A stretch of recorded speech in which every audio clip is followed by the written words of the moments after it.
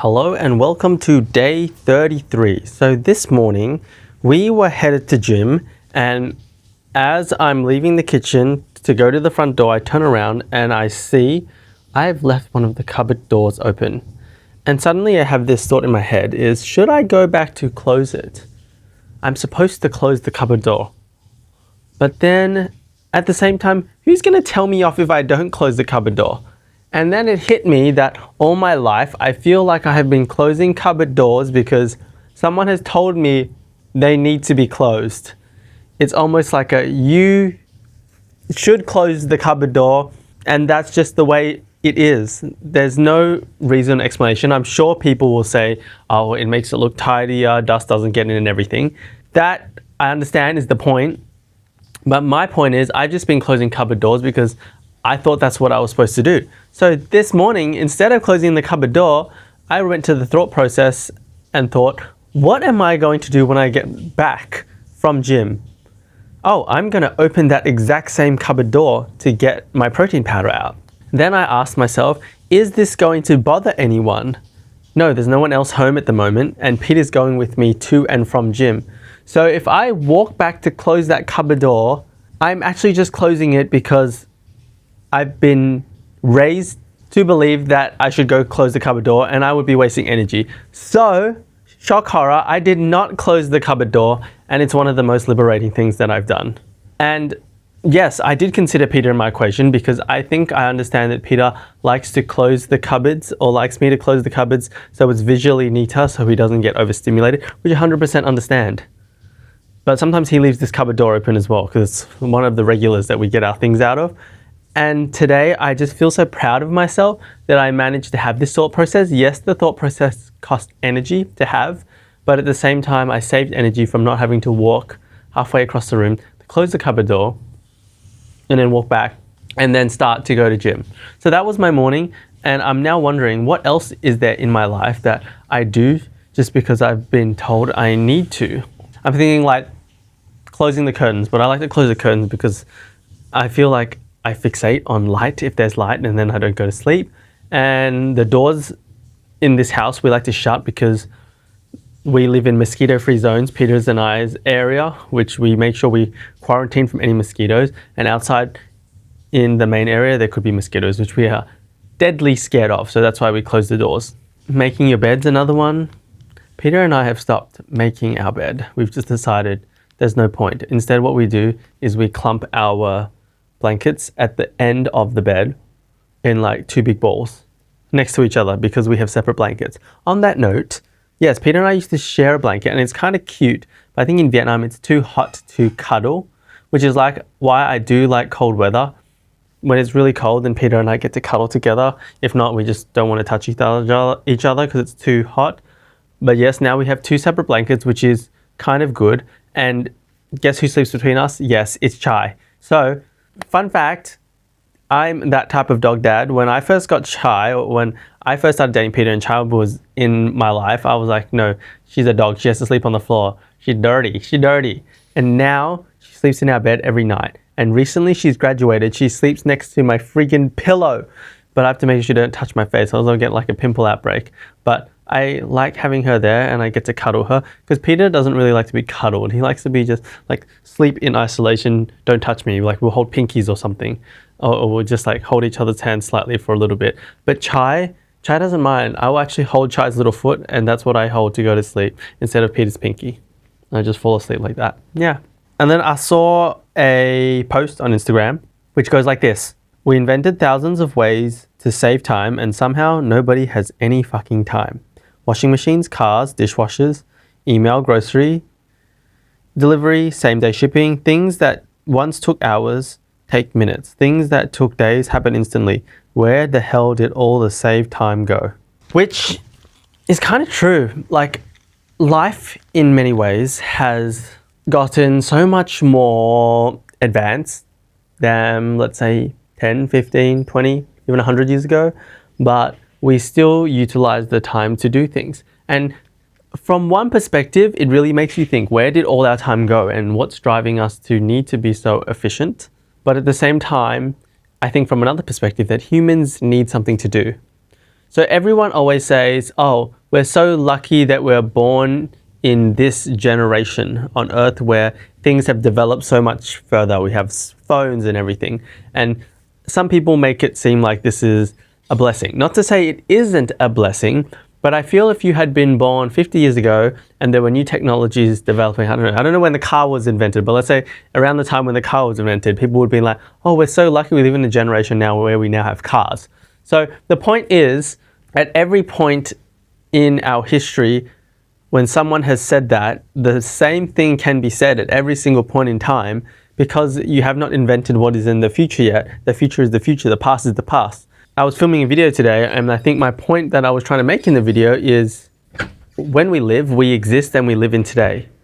We're not living in the past and we're not living in the future because we literally can't. We just exist right now. So yeah, that video just made me think, oh, we have all these things that are much faster now, but maybe we should just slow down a bit and just enjoy some finer things in life. For example, I think one of the cool things can be to send mail to each other. Because everyone is so used to now email, and everyone last time you previously used to be frustrated by writing pen letters, now if we go back to writing like pen letters and someone receives a letter in the mail, I feel like it has this sense of joy. So I remember when I went on exchange to the UK, I would send postcards back to my friends, and it wasn't like that amazing back then because that was probably 10 years ago, but now if you did it, the sense of wonder and joy when you receive a written letter from someone rather than just a text message is like, holy shit, someone is gone. One, I'm going to assume they're going to write it by hand. Two, they've affixed the stamp to it. And three, they've had to go somewhere to post it. So it's just like an amount of effort that we have to input to be able to communicate with someone else, which is really cool.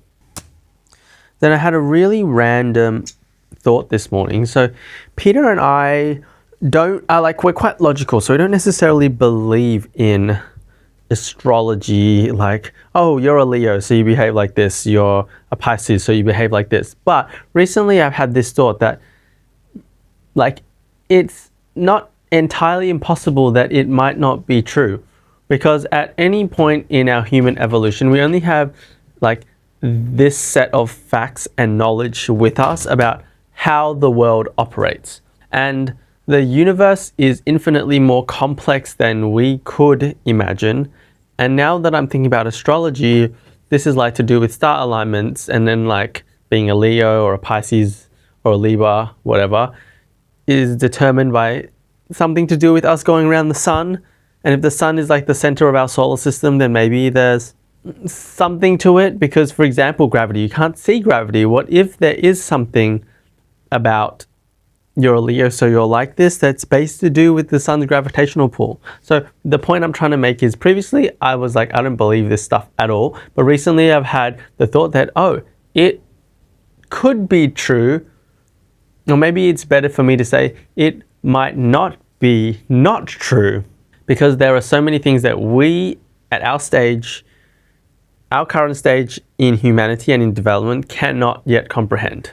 And then another thing that I read on Instagram today is that you don't judge people because you're a bad person. You judge them when they do something that you yourself don't feel you're allowed to do. And that really hit me, because the last time I feel like I judged someone, actually there's a few times. Firstly, in the gym today, when someone didn't put back their weights, I was like, oh, that's not very nice. So I was definitely judging them. And then now this statement really makes me reflect, and it makes sense. Because I don't feel like I'm allowed to not put my weights back because I feel like it's an etiquette. But at the same time, like, that doesn't matter. The main point is, like, I am judging them because I don't feel like I am allowed to do that. Should I not put my weights back, I feel like I would feel people are judging me. You're really distracting. Stop looking at me. Peter's sitting there listening to what I have to say, and he's definitely got thoughts, but he's just sitting there, just keeps looking at me, and he's 100% thinking about everything that I'm saying, but he does not want to participate. So I'm asking him not to look at me and to look somewhere else. Yes, so this is really convoluted now, because I'm judging them because I'm not allowed to do it, which means that I don't feel I can do it because someone else would judge me for it. So at the end of the day, it's a big cycle of judging. But I guess we do judge and we do have these prerequisites in society, otherwise we would have too much disorder. And then the other time I judge people, or sometimes I'll see stuff on social media and be like, oh my goodness, that's really cringe.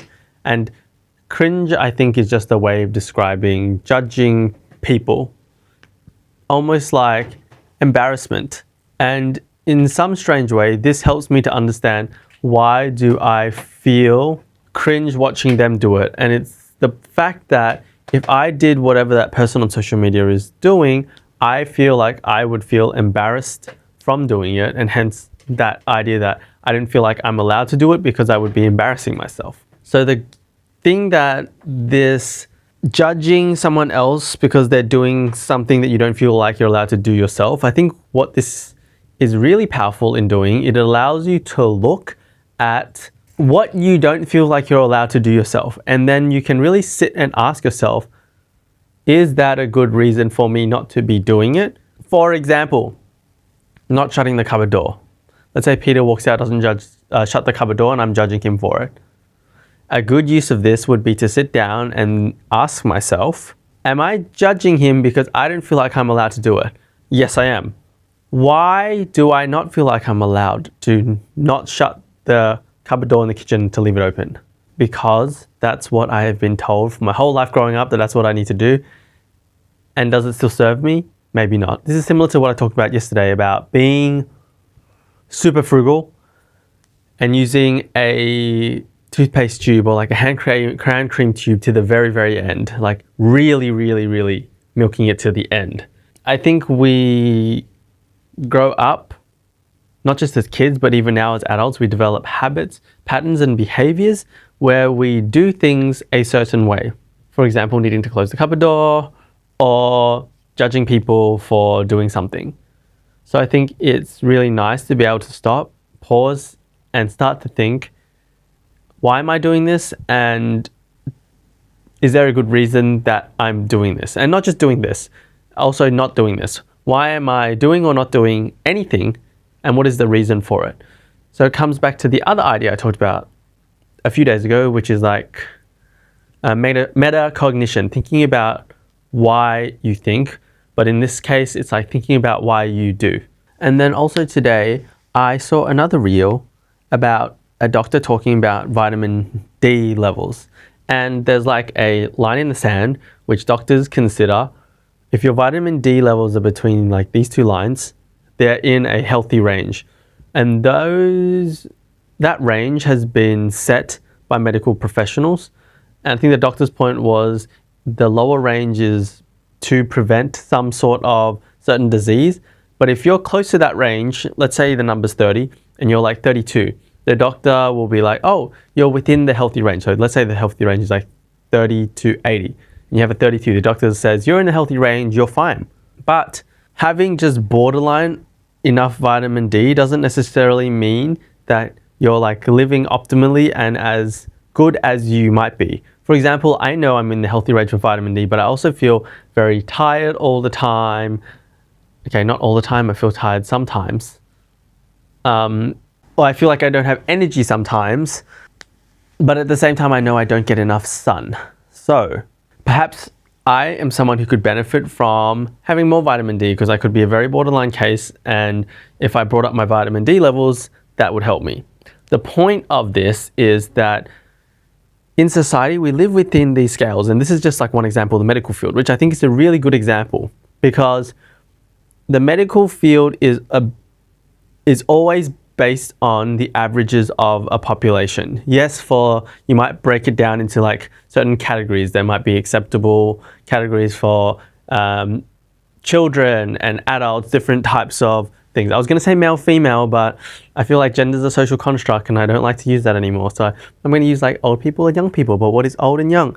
That's also a construct. But anyway, I think you guys get it. Different groups, you might have different different thresholds for what is allowed and what is not allowed. But as an individual, like I always say, normal or what is acceptable is literally a bell curve.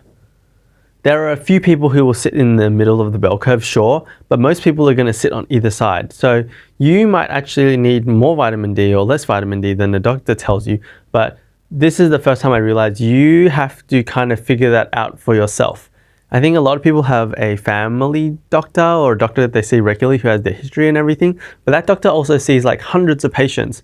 So when you come in with your vitamin D levels, and they just tell you, oh yes, you're within the acceptable range, you don't know if that's like optimal for you. That is the really hard thing. And I don't have a solution on how to know if that's optimal for you. Maybe there's like specific gene testing stuff or blood test stuff that you can get done for yourself, but that's something that I would like to look into, because I know I have a slightly lower than normal white blood cell count, but I think that is genetic. Because I know my mum also has it, my auntie also has it, and I think my grandma also had it. So it's like genetic, and then once I told the doctor, oh, it actually runs in my family, originally the doctor was concerned, then he's like, oh yes, that kind of makes sense because every time you test, everything else is fine, that just the marker is a bit low. Yeah, so the point of this topic is that the medical field and society gives us a set of boundaries to operate within, but I think we need to do our own work to find out what our optimal targets are for ourselves, and that's really hard to know, because if the lab report gives you a number and the only thing you have to compare that number to is an average based on everyone, how do you actually know how healthy you are?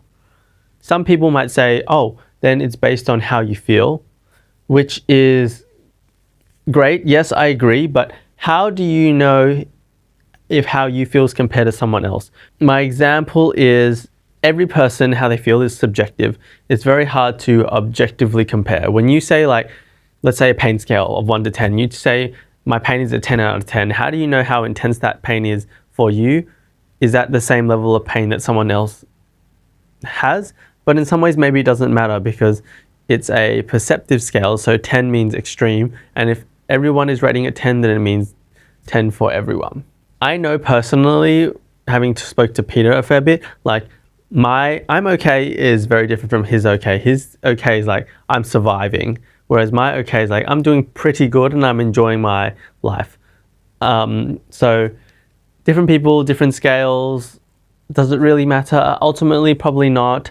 Make sure you optimize for your own health. And I think the most important things to do that are sleep, get really good consistent sleep. That's like scientifically very proven. Exercise. Strength training, I think recently has been getting more and more like push from everyone.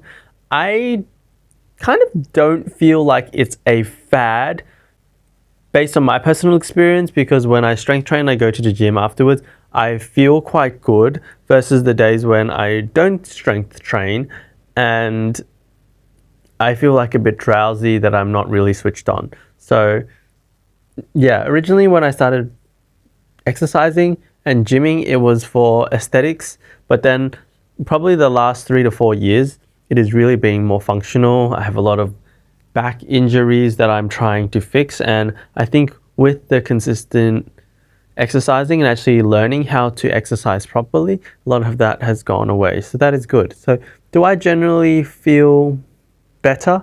I would say yes, and the point here is to do things that make you feel better. But I'm going to add one caveat to that, because I can just imagine, oh, you have back pain, so you just keep taking ibuprofen. Technically that is making you feel better, but maybe that's not a long-term sustainable strategy. So how do you decide whether you should do something that makes you feel better or not? That is a hard one, and I think that is a subjective question, because ultimately for me, I had back pain and I started taking ibuprofen at some stage, but I realized I didn't want to have a dependency on it, because long-term the efficacy of the medication would probably wear off, and then I would be stuck with bigger issues. So maybe that is how you determine if something is good for you. You consider short as well as long-term perspective. And for example, going to the gym, in the short term, it might be really painful, especially when you first start going to the gym. I feel like it's extremely tiring when you don't have the habit to go. But in the long term, it's probably going to be better for you. So consider both short and long-term options is the answer in determining what makes you feel good. And you should do more things that make you feel good and make sure that you feel good about them and not just listen to what the research, the bell curve of society tells you is good or bad. That's my realization. The last thing I want to talk about today is love. I read that love isn't built on anniversaries. It is built on 10,000 tiny moments.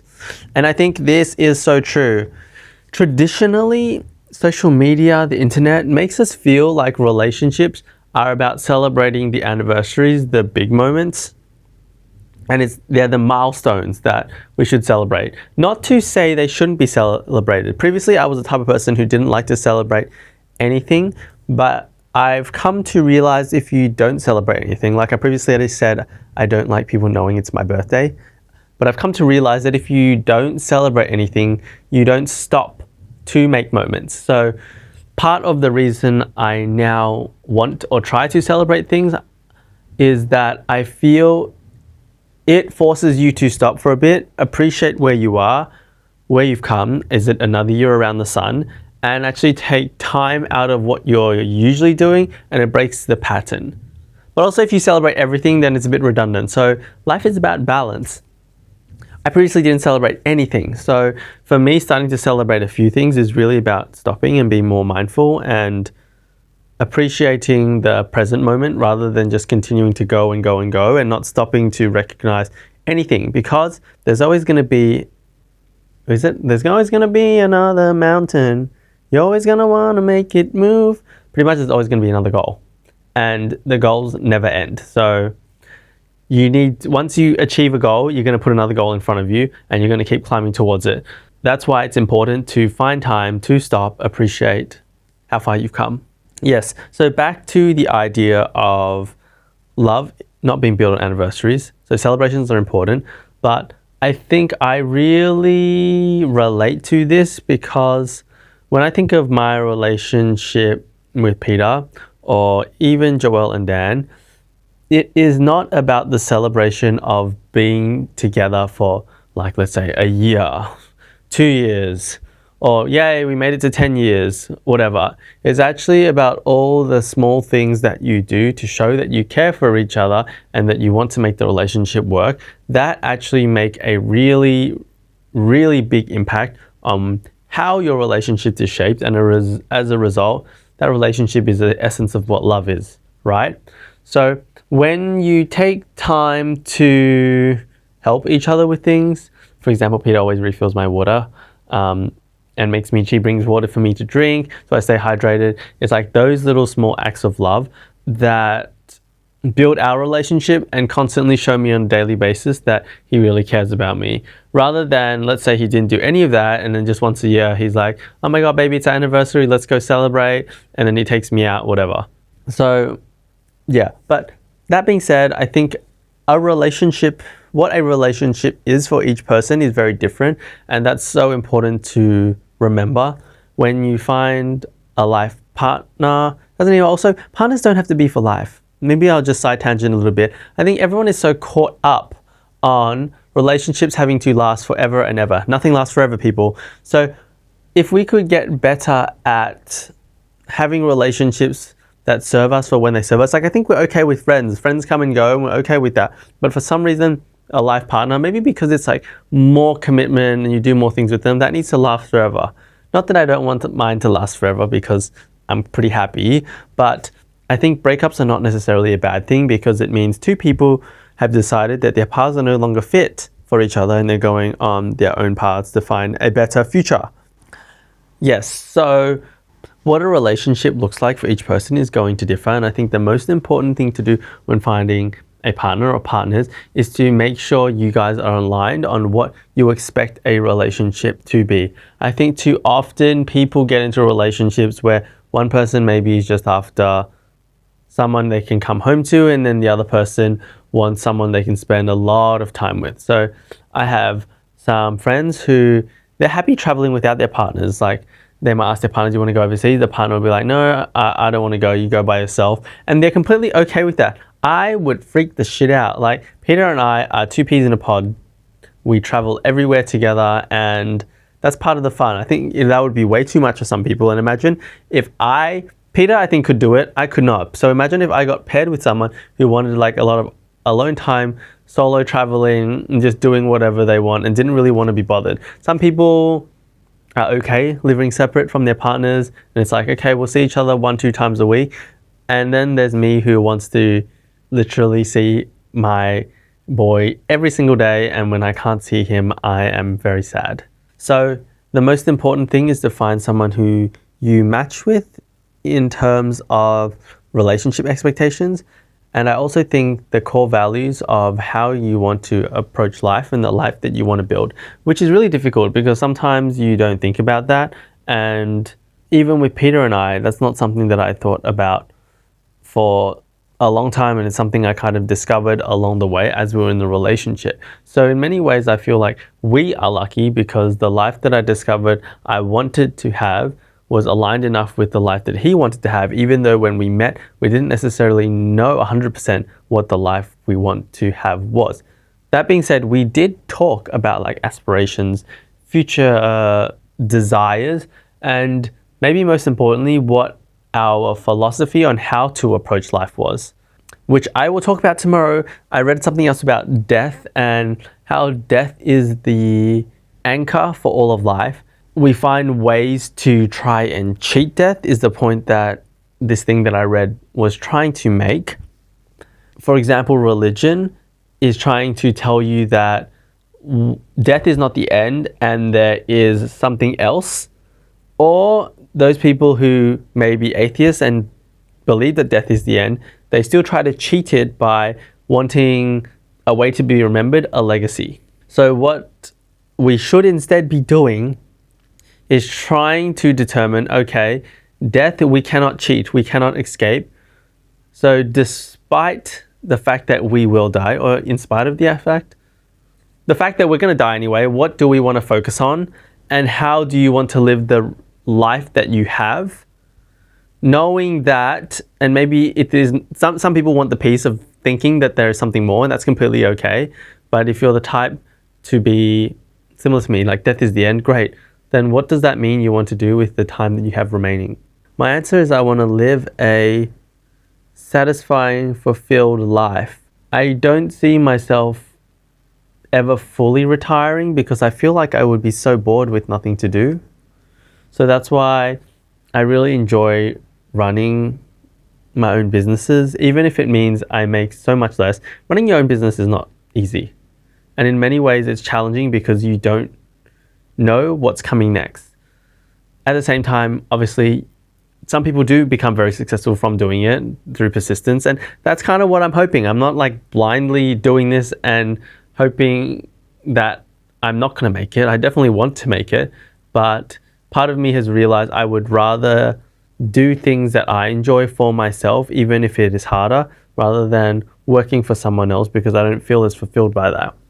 So for me, I want to be fulfilled in the work that I do. When I wake up each day, I don't just want to look forward to the weekend. Oh, that is what used to happen when I was in corporate. I would literally just look forward to the weekend. Friday was my happiest day, Friday night, because I knew I had 2 days. Once it got to Saturday morning for half of the day was okay. And then Saturday night, I was already dreading that I only had one more night before I had to go to work. And that's not the life I want to live. So yeah, try and figure out what you want to do with your life, what type of life you want to live, and then freaking like you literally YOLO, go and do it. Yeah, I think that's it for today. I'll see you guys soon. So yes, hopefully tomorrow I'll remember to talk more about this death thing because I find it very fascinating. And if Peter will join me, which I really hope he will, I'll play the thing. It's like a voice recording that I heard, and then hopefully he can help me dissect it because honestly I'm a bit confused by it, but I'm also very intrigued by it. So I will see you guys tomorrow. Bye.